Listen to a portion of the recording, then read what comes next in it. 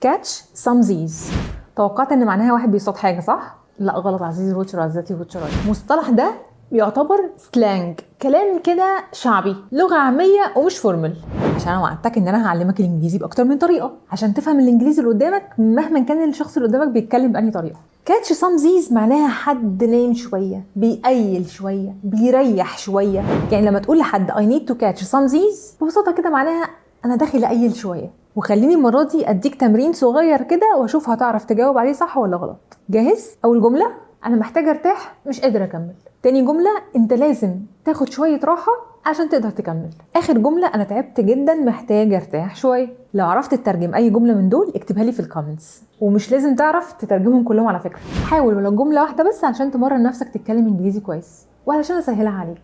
لو ما عرفتش تترجمها هتلاقيها كلها في فيديوهات قبل كده انا قلتها، او في الكتاب ده اهم 6000 جمله في الانجليزي. وما تنساش اوعى تترجمها.